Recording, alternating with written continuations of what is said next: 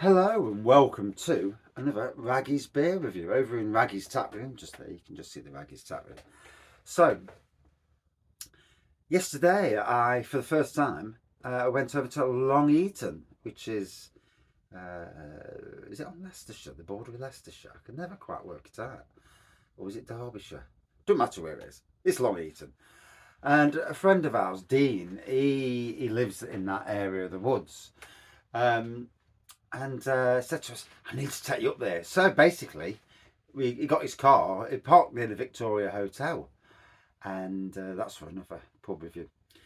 Parked at the Victoria Hotel, and he says, come on, jump in and we'll go up. So we did. He's parked his car at home. We had a walk from his house, bit of a 5 to 10 minute walk, into what I presume is the centre of Long Eaton, to Rowells. No, it's Roweells Drinking Emporium.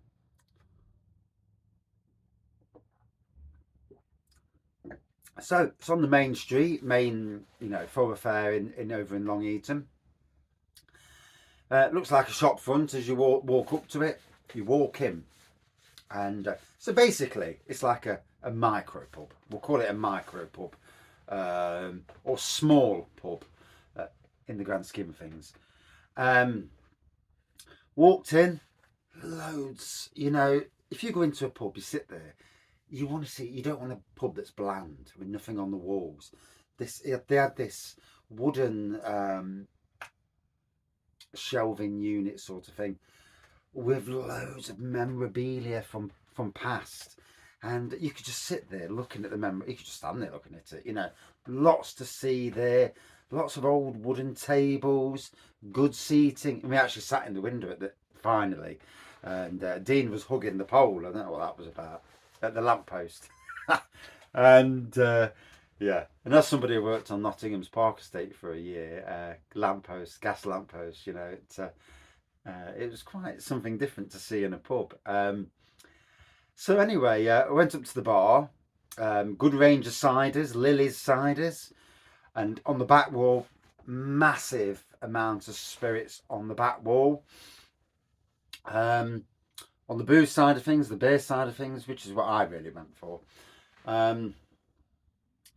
Breweries, including Beermats Brewing Company, Exmoor, and apparently the people at the Drinking Emporium must love their Exmoor beers.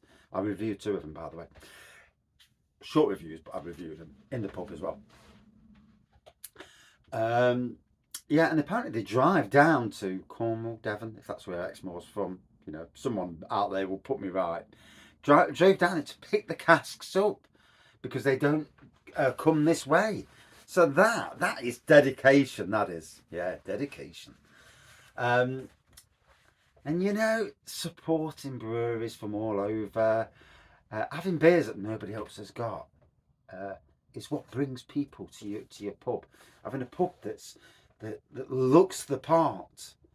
So there was Lincoln Green there, Blue Monkey was there. Trying to think of all the reviews I did last night. I've actually got them on my phone, so my Twitter. So let me go back to my Twitter a second, and I'll tell you the rest of the and as they were going off, they were putting beers on straight away, and I'll tell you why they were able to do it so quickly, and quite good, yeah.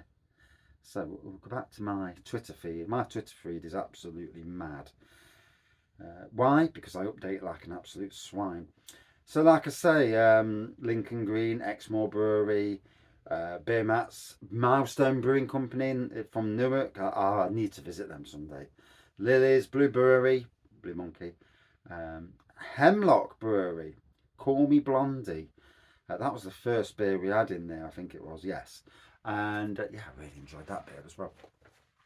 I thought that was my beer of the night, if I'm being honest. Yeah, really did. Rated that beer. So yeah, ever-changing list of beers on the wall. Everyone was really friendly. The toilets were absolutely pristine. I went back 4 times while I was there. The seal was broken. Yeah, and the toilets were really, really clean. And that's the thing. I used to work on a public park, and I know what public toilets are like. And I don't like grim toilets. You walk to the toilets, and they're like in your own house, probably cleaner actually. Truth's known, don't tell the wife. So, a nice big bar, straight the minute you walk in. They give you a second, crisps on the bar. Okay, do you need anything? Good service. There were 2 ladies behind the bar and about 3 gentlemen. Apparently 2 of them are the owners as well. So good to see the owners working. You know, too many times you buy a place and then you hide out the way. And surely you buy a place. And if, to be honest, if I ever won the money and had my own tap room, I'd be there talking. And you'd never stop me talking actually, but that's just me. I'd probably do beer reviews while everybody's there, and I'd say, right, we're going to do a beer. It would be unique because who else in the pub does beer reviews live in front of people? And I would probably put it on YouTube live. I know, so it will happen at some stage. I will do it. Yeah, maybe to people that I know first, just to build up my courage. So no, the bar's there now. Why did I say they could change the cask so easy? Why? Because they've got a door. They've got a lovely glass stained window. They've got this door to walk through, and they left the door open, which was great because I could nose it over them and that. You know, got racking, and like the Bird-Eyed Micro pub in Attenborough that I just previously reviewed, the casks on the racking. So you're not wasting time cleaning lines and all that rubbish. It's all there. If you're gonna do a micro pub, do it so it's as easy as hell. Do it so it's all there, and the beer wastage is nil, unless it's keg. Then it's a different issue with keg, because that's usually in a cold store and you pump it through or whatever. But I love well thought out bars where you go in and someone's used their brain on how to build this. And so selection of beers amazing, staff were great, toilets were great. Not that I spent a lot of time in there obviously, but you know, lots of people there. There was a bit of a disco going off at the back end. Wife loved the music, she loved the range of ciders. She's more of a fruit cider fan, whereas I'm obviously more of a beer fan. People in there really nice. There was no need for bouncers on the door. We left there to get the bus back into Nottingham, and you've got some other pubs nearby, bouncers on the door. Do you know the biggest thing that puts me off any pub is there's a bouncer on the door? Because straight away, oh, it's one of them pubs. There's trouble there. Don't want it. Don't ever go into a pub for trouble. Never look for it. And I inherently avoid those style of pubs. But yeah, great public. Everyone's chatting away, enjoying the beer. We're in a cost of living crisis. Yeah, that place was rammed. What does it tell you? It tells you they're doing it right. They've got a pub which is clean. You know, the whole shebang is great. And apparently, in the week, there's a shop next door, I presume. This is what Dean's telling me, so if I'm wrong, it's Dean's fault. But there's a shop next door where they do food, and they love you to bring the food in, and that is reciprocation, because it basically means that the pub are supporting the shop next door, supporting each other's. God, hey, if we all did that in life. So, amazing place, Rowells Drinking Emporium in Long Eaton.